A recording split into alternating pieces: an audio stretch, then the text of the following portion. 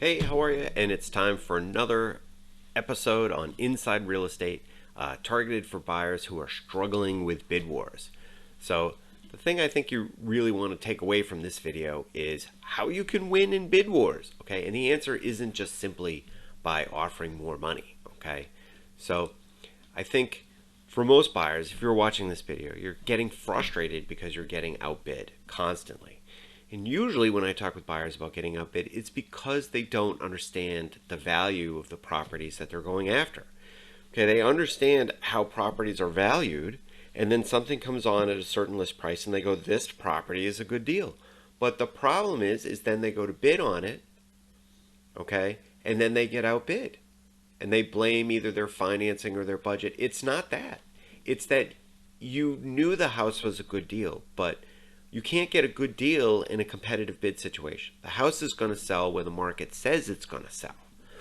And so you have to understand that the list price of a house, okay, isn't what the seller wants. I'm going to say this again just so that we've got it clear.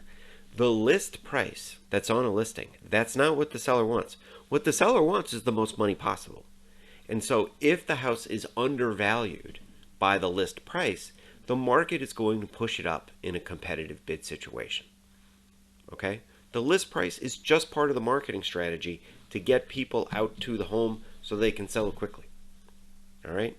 When you comb through the sales and you look at them, even in bid wars where there were a lot of people involved, the sale prices are rational. They make sense against the backdrop of the market.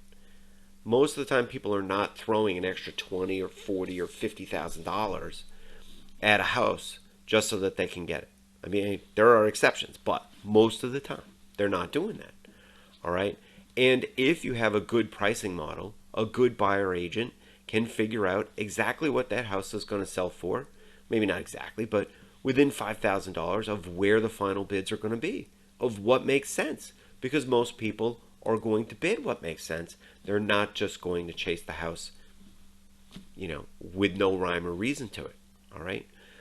So my advice to you is the first thing you should do is if you are writing a lot of offers, they're not going together, you should be aware of agents who can't help you. Okay? They should have an opinion on a home's value. They should tell you, this house looks underpriced. This house is overpriced. That's the basic minimum they should be doing here. Okay? But hopefully they have a pricing model that tells them exactly where the bidding is going to end up within a very small range. Okay? If your buyer agent is asking you questions, I'm glad you like the house. What do you want to offer? Or if you ask them, well, what do you think it will sell for? And they say, well, I don't know what it will go for. We'll just have to take a chance on a number. That's a red flag. Okay, it's a red flag that your agent doesn't have a robust pricing model and they are throwing spaghetti against the fridge to see what sticks. That's not where you want to be. That takes the decision out of your control. You're just as likely to overpay as get a good deal if that agent doesn't really have a good pricing model. So strong agents will have good pricing models. They will tell you when too much is too much. They will tell you when too little is too little. And most of the time they will guide you right where you need to be on bid wars. Okay? Or it's a really strong buyer agent.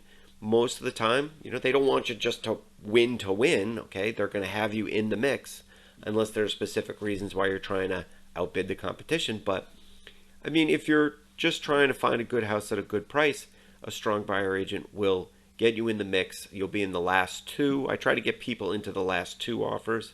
And so usually that means they only have to write 2 or 3 offers at the most in order to win. And that's what you should be looking to do. Okay? If you think that it all doesn't make sense and there's no rhyme or reason to it and that it's all a big guessing game, it's not true. It's not true. Appraisers and agents are very good at figuring out what house prices should be. So that was it. That's it. I just want to tell you that there are strategies out there to win bid wars. They start with understanding what a house is worth in that particular micro market. Okay? And you should have a plan for trying to figure that out. All right? I've helped hundreds of buyers find their home inside of their budget. I can help you find a low-cost, low-maintenance home, and my pricing model has been demonstrated effective hundreds of times. I'm using basically the same model that I've been using for 15, 16 years. It's very accurate, almost always points me in the right direction. So if that's the kind of experience you're looking to get, give me a shout. Thanks, bye.